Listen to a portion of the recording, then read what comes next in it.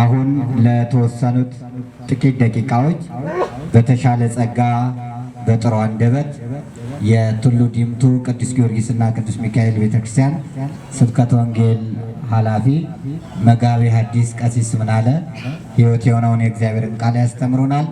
ለመምህራችን ተናጋሪ አንደበትን ለኔና ለእናንተ ሰሚ ጆሮና አስተዋይ ልቦናን ያድለን ዘንድ የአምላካችን ቅዱስ ፈቃዱ ይሁንልን። በስመ አብ ወወልድ ወመንፈስ ቅዱስ አሃዱ አምላክ አሜን። ርስታችሁን ጠብቁ።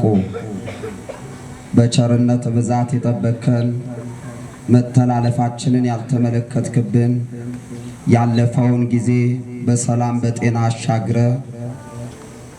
ባህለ ልደትህን ባህለ ጥምቀትህን በሰላም አክብረን ለዚህ ቀን ስላደረስከን እናመሰግንሃለን። ብፁዕ አቡነ መቃርያስ የኢትዮጵያ ሶማሌ ሀገረ ስብከትና የምስራቅ ሐረርጌ ሀገረ ስብከት ሊቀ ጳጳስ የቅዱስ ሲኖዶስ አባል ክቡር መልአከ ኃይል ቆሞስ አባ ሳሙኤል የደብረ ኃይል እንጦጦ ቅዱስ ራጉኤልና ነብዩ ኤልያስ ቤተክርስቲያን አስተዳዳሪ፣ እጅግ የምናከብር ወንድማችን መምህር ደረጀ ነጋሽ፣ በዚህ ቅዱስ ስፍራ እግዚአብሔር ጠርቷችሁ የተሰበሰባችሁ ማይበረ ምእመናን ወምእመናት በዛሬው ዕለት ዓመታዊ በዓላችሁን እያከበራችሁ ያላችሁ ማይበረ ዲሜጥሮስ ዘጃቴ ሁላችሁም በእግዚአብሔር ፍጹም ሰላምታ እንደምን ዋላችሁ? እንደምን ዋላችሁ? በቸርነቱ የጠበቀን እስከዚህ ሰዓት ያደረሰን የአባቶቻችን የቅዱሳን አምላክ ልዑል እግዚአብሔር ስሙ እስከ ዘላለም ድረስ የተመሰገነ ይሁን። እግዚአብሔር አምላካችን የመመኪያችን ዘውድ የድህነታችን ደጃፍ የሆነችውን የእናቱ የእናታችን የእመቤታችን የድንግል ማርያምን በረከትና ረድኤቷን በሁላችን ያሳድርብን። እንደ አምላካችን እንደ እግዚአብሔር ቅዱስ ፍቃድ ለአጭር ደቂቃ ያክል የምንማረው ርስታችሁን ጠብቁ፣ ስለ ርስታችሁም ተቤዡ በሚል ይሆናል። ይህንን ኃይለ ቃል የተናገረው ሊቀ ነቢያት ቅዱስ ሙሴ ነው። በብዙ ተአምራት ወመንክራት የወረሷትን የአባቶቻቸውን ርስት እንዲያከብሩ ማክበር ብቻ ሳይሆን አጽንተው እንዲጠብቁ መጠበቅም ብቻ ሳይሆን እስከ ሞት ድረስ ስለ አባቶቻቸው ርስት ዋጋ እንዲከፍሉ ሲያስረዳቸው የነገራቸው ቃል ነው። ኦሪት ዘሌዋውያን ምዕራፍ 25 ቁጥር 24 ላይ ተጽፎ የምናገኘው ኃይለ ቃል። የዚህ ትምህርት መሰረታዊው ሐሳብ ዛሬም እስራኤል ዘነፍስ ኦርቶዶክሳውያን ርስት ሃይማኖት፣ ርስት ቤተ ክርስቲያን፣ ርስት ስርዓታችንን እንዴት በሃይማኖት መጠበቅና ማክበር እንዳለብን እግዚአብሔር መንፈስ ቅዱስ ከቀደሙት አባቶቻችን በሃይማኖት ዋጋ ከከፈሉት አባቶቻችን መማር ያለብንን የእግዚአብሔርን እውነት ነው የምንነጋገረው። ሙሴ እግዚአብሔር ገና ከምድረ ግብፅ ላይ ወገኖቹን እስራኤላውያንን ሲያስወጣቸው እኔ ወደምመራችሁ እኔ ወደማዛችሁ ወደ አባቶቻችሁ ምድር ወደ ከነዓን ሂዱ አላቸው። ከነዓን የስንዴ ስብ የሚገመጥባት የወይን ጭማቂ የሚጠጣባት ምድር ናት። ይቺ የከነዓን ምድር የሰማያዊቷ የመንግሥተ ሰማያት ምሳሌ ናት። የከነዓን ምድር የድንግል ማርያም ምሳሌ ናት። እግዚአብሔር በረድኤት እየተገለጠ ለሕዝቡ ማጽናናትን ያደረገባት ምድር ናት። ሙሴም እግዚአብሔር እንዳዘዘው ይችን የበረከት ርስት፣ ይችን የረፍት ርስት፣ ይችን የስንዴ ስብ የሚገመጥባት የወይን ጭማቂ የሚጠጣባትን ርስት ጠብቁ፣ ርስታችሁን አሳልፋችሁ እንዳትሰጡ። አባቶቻችሁ ስለ ርስት ዋጋ ከፍለዋል። ርስትን ብቻ አልሰጧችሁ። ርስት ውስጥ ሥርዓት አለ። ርስት ውስጥ የመዳን መንገድ አለ። ይህንን ሁሉ አስተምረዋችኋልና ርስታችሁን ጠብቁ ብሎ ለእስራኤል ዘነፍስ ለእስራኤል ዘሥጋ በምድረ በዳ ላይ አስተምሯቸዋል። የተወደዳችሁ የእግዚአብሔር ልጆች ርስት አይሸጥም፣ ርስት አይለወጥም፣ ርስት አይናቅም። ርስት በምንም መንገድና በምንም ጎዳና በምንም ማንነት አስጨናቂ ጉዳይ ውስጥ ብንሆን ተጥሎ አይሸሽም። በቅዱስ መጽሐፋችን ውስጥ ብዙ አባቶቻችን ርስትን ለማጽናት ዋጋ ከፍለዋል። ሙሴ እንደተናገረው ስለ ርስታችሁ ተቤዡ፣ ርስታችሁን ጠብቁ፣ ሃይማኖታችሁን ጠብቁ እንዳለው ርስት ሃይማኖታችንን ዛሬም ያለን ኦርቶዶክሳውያን መጠበቅ ይገባናል። እስከ ሞት ድረስ መጠበቅ ይገባናል። በመጽሐፍ ቅዱስ ታሪክ የምናነበው ኢይዝራኤላዊ የተባለ ናቡቴ ለእኛ ለኦርቶዶክሳውያን ርስት ሃይማኖትን መጠበቅ፣ ስለ ርስት መቤዥ፣ ስለ ርስት መሞት፣ ርስትን አሳልፎ መስጠት እንደማይገባ የከፈለው ዋጋ ብዙዎቻችንን ያስተምረናል። ብዙዎቻችሁ በተደጋጋሚ እግዚአብሔር እንደነገራችሁ በመጽሐፍ ቅዱስ ታሪክም እንዳያችሁት ናቡቴ ከአባቶቹ የተረከበው የወይን ስፍራ የወይን ርስት ነበረው። ይህ የወይን ርስት አክዓብ የተባለው ንጉሥ በነገሰባት በቤተ መንግሥቱ አካባቢ ነበር።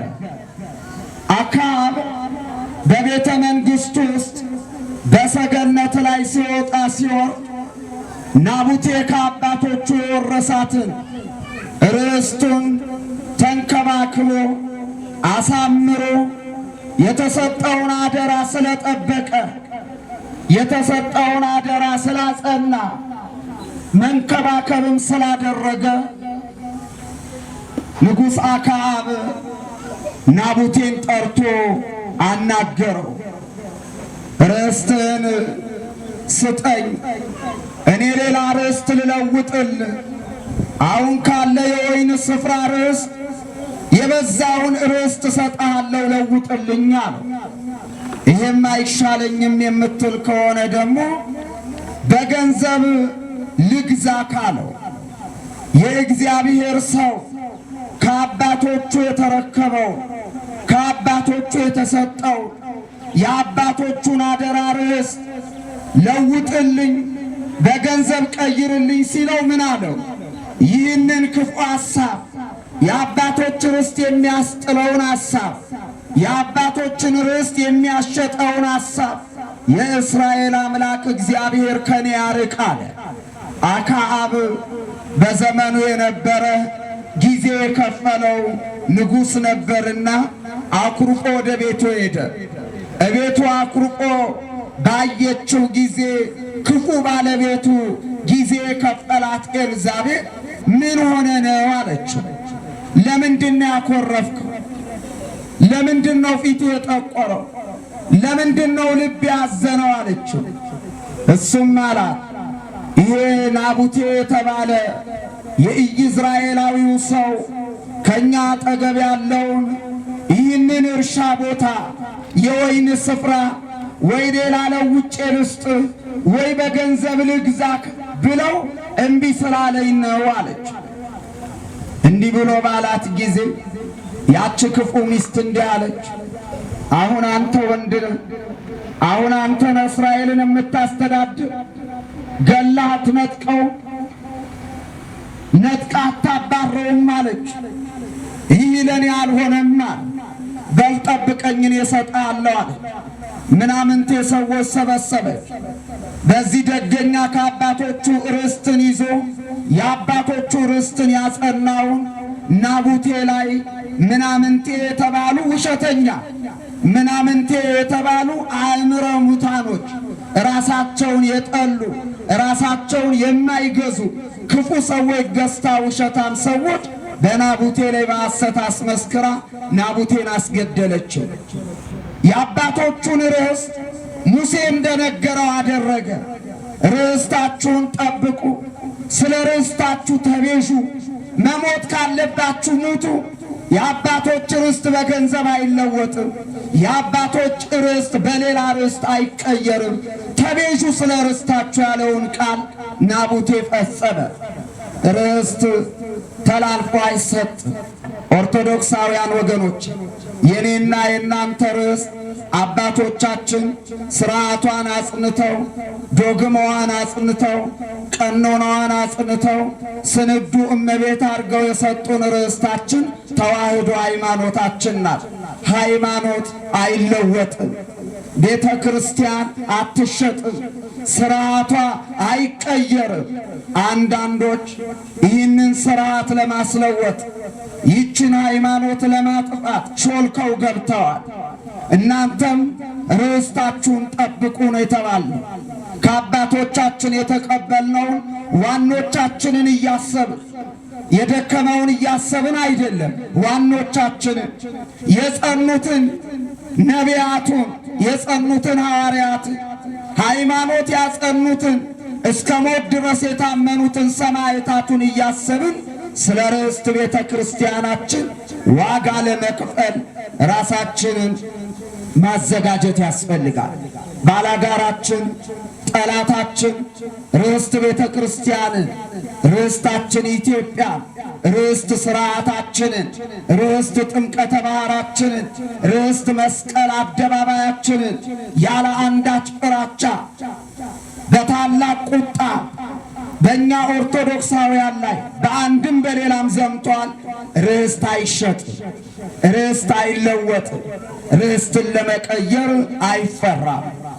ታላቁ የያዕቆብ ወንድም ይሁዳ በመልእክቱ ይህን ቃል ነግሮናል። በአዲስ ኪዳን የይሁዳ መልእክት ምዕራፍ 1 ቁጥር 3 ላይ እንዲህ ይላል፣ ወዳጆቼ ሆይ ይላል፣ ወዳጆቼ ሆይ ስለምንካፈለው ስለ መዳናችሁ ልጽፍላችሁ እጅግ ተግቼ ሳለሁ፣ ነገር ግን አለ ለቅዱሳን አንድ ጊዜ ፈጽሞ ስለተሰጠ ሃይማኖት እንድትጋደሉ እየመከርኩ ጽፍላችኋለሁ አለ። ለአባቶቻችን ለቅዱሳን የተሰጠች አባቶቻችን አጥንታቸውን ከስክሰው ደማቸውን አፍሰው ያጸኑልንን ሃይማኖት እንድትጠብቁ እመክራችኋለሁ አለ። ቤተ ክርስቲያንን እንጠብቃት። አሁን የመለያየት ጊዜ አይደለም። አሁን የመገፋፋት ጊዜ አይደለም። አሁን የጥላቻ ጊዜ አይደለም። አሁን የጳውሎስ የአጵሎስ የኬፋ የምንባባልበት ጊዜ አይደለም። ኦርቶዶክሳውያን በዘር በነገድ በቋንቋ ተከፋፍለን ለጠላት በር የምንከፍትበት ጊዜ አይደለም። ጥላቻችንን ወደ ጎን ጥለን ፍቅራችንን ማብዛት፣ ጥላቻችንን ወደ ጎን ትተን ልዩነታችንን አርቀን አንድ መሆን፣ ሰንበት ተማሪው ከወጣቶች፣ ዲያቆናቱ ከወጣቱ፣ ካህናቱ ከወጣቱ ብፁዕ አባታችን አሁን እንደነገሩ ፈጦ የመጣውን የምንጋፈጠው ርስታችንን የምንጠብቀው እስከ ሞት ድረስ የምንቤዠው እኛ አንድ ስንሆን ነውና ውስጣችንን አይቶ ጠላት የራሱ የዓላማ ጦር ያረጋቸውን ባስነሳበት ዘመን ላይ እግዚአብሔር ርስታችሁን ጠብቁ ብሎናል። ማየ ዮርዳኖስ ላይ ተጠምቀን ከአብራ ከመንፈስ ቅዱስ ተወልደን የሥላሴ ልጅነት ያገኘንባት ለቅዱሳን አንድ ጊዜ የተሰጠች ንጽሕት ቅድስት ጥርጥር የሌለባት ሃይማኖታችንን ልንጠብቅ ይገባል። ፍርሃት የለም። ልንጠላ አይደለም፣ ልንጣላም አይደለም። አትድረሱብን አንደርስም ነው። አትንኩን አንነካችሁም ነው። በርስታችን ከመጡ ግን በሀገራችን እንደሚባለው ወላጆቻችን እንደሚነግሩን ትዕግስቴ እስከ ቅንድቤ ነው እንዳሉ ለእኛም ርስታችን ዓይናችን ናትና በዓይናችን ከመጡ ስለማንደራደር ወገባችንን ጠበቅ ያረግን፣ በጸሎት የጸናን፣ በጾም የተጠመድን፣ በትሕትና የተገለጥን ሆነን ርስታችንን እስከ ሞት ድረስ ልንጠብቅ ይገባል። ለዚህ የበቃን እንሆን ዘንድ የእግዚአብሔር ቸርነት፣ የድንግል ማርያም አማላጅነት፣ የመላእክት ጥበቃ ከሁላችን አይለየን ለዘላለሙ አሜን። ቃለ ሕይወት ያሰማልን። ቃለ ሕይወት ያሰማልን።